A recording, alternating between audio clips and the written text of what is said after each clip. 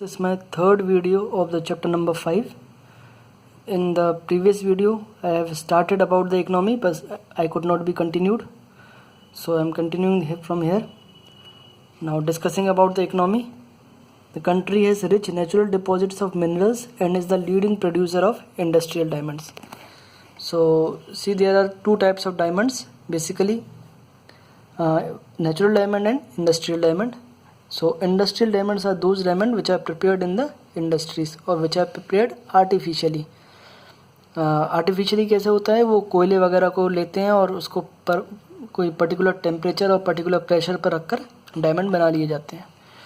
तो वहाँ पर इंडस्ट्रियल डायमंड का बहुत ज़्यादा प्रोडक्शन होता है और वर्ल्ड का आधे से ज़्यादा कोबाल्ट वहीं पाया जाता है. पूरे वर्ल्ड में जितना कोबाल्ट है उसका आधा पोर्शन आपको वहाँ पर ज़ायरे में या कोंगो में मिलेगा. Other minerals include copper, gold, silver, zinc, manganese, tin, germanium, uranium, radium, iron और कोल, बॉक्साइट. हर तरह के वहाँ पर और मिनरल्स मिलेंगे, लेकिन मेन क्या है, कोबाल्ट.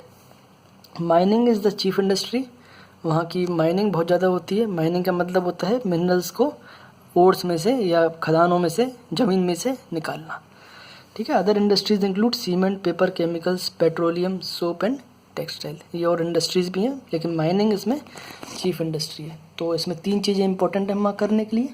इंडस्ट्रियल डायमंड्स बहुत ज़्यादा होते हैं वहाँ पर, और आपका वर्ल्ड्स का कोबाल्ट वहाँ पर है हाफ, और माइनिंग वहाँ पर चीफ इंडस्ट्री है. वाटर यहाँ पर बहुत ज़्यादा अबंडेंस में है. इलेक्ट्रिसिटी प्रोड्यूस होती है, हाइड्रो इलेक्ट्रिसिटी एक तरह से रिवर कोंगो से ही प्रोड्यूस होती है, और वो अगल बगल के देशों में सप्लाई कर दी जाती है. उसके एवज में, उसके बदले में पैसे मिलते हैं. In the past the Europeans, या कहें कि फ्रांस के लोग, वहाँ पर फ्रांस का राज था, तो फ्रांस के लोगों ने बहुत ज़्यादा एक्सप्लोटेशन करा वहाँ पर अपने बेनिफिट के लिए. तो वहाँ पर फॉरेन रूल बहुत सालों तक चला. 1960 में आज़ादी मिली. हमें मिली थी 1947 में इंडियंस को, वहाँ उनको मिली 1960 में.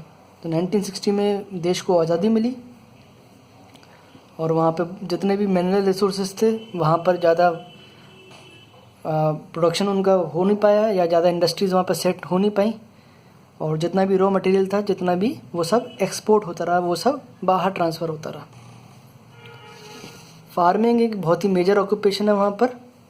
बहुत लोग फार्मिंग करते हैं, और large area forest have been cleared for farming.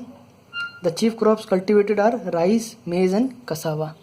The important thing to note is cassava. ये कसावा क्या होता है? Cassava is a root that is dried and pounded into flour which is used to make bread. ये एक तरह से floor का क्या कहते हैं, कसावा एक तरह से पेड़ होता है जिसकी जो जड़ होती है, उस जड़ को पहले सुखाया जाता है और फिर उसको आटे में मिला के ब्रेड बनाई जाती है. Variety of cash crop such as cocoa, coffee, tobacco, cotton, rubber and oil palms are also grown by farmers. Fishing वहाँ पर इसलिए बहुत पॉपुलर है. Fishing is also important part of the people's diet. ज़्यादातर लोग वहाँ पर नॉन वेज हैं, इसलिए वहाँ पर फ़िश भी बहुत ज़्यादा करी जाती है. फिशिंग भी बहुत ज़्यादा करी जाती है. ट्रांसपोर्ट कम्युनिकेशन बिल्कुल नील है, कुछ भी नहीं है वहाँ पर. ट्रांसपोर्ट कम्युनिकेशन के लिए बहुत ज़्यादा नहीं है, डेवलप नहीं है मतलब.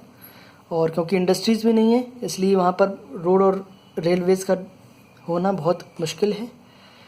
और mining centres are connected by railway and roads. Most important ways of transport is water transport. Water transport मतलब नदी के रास्ते होते हुए वो लोग एक तरह से एक जगह से दूसरी जगह जाते हैं.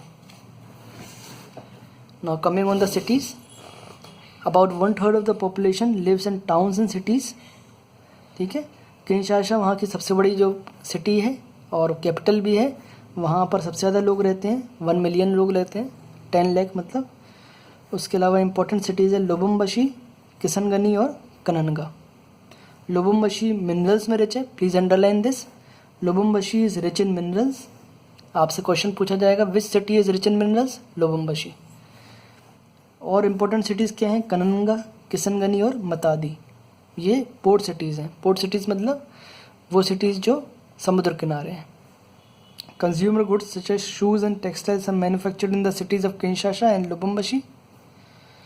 और डेमोक्रेटिक रिपब्लिक ऑफ कॉन्गो बहुत ही रिच है नेचुरल रिसोर्सेज में. क्यों है रिच है? क्योंकि ज़्यादा एक्सप्लोटेशन हुआ नहीं है, ज़्यादा बना नहीं है वो अच्छी तरीके से, प्रॉपर इंफ्रास्ट्रक्चर है नहीं, लेकिन फिर भी वो richest nation of the continent बन सकता है अपने मिनरल्स की वजह से। Okay, that's it for today, thank you.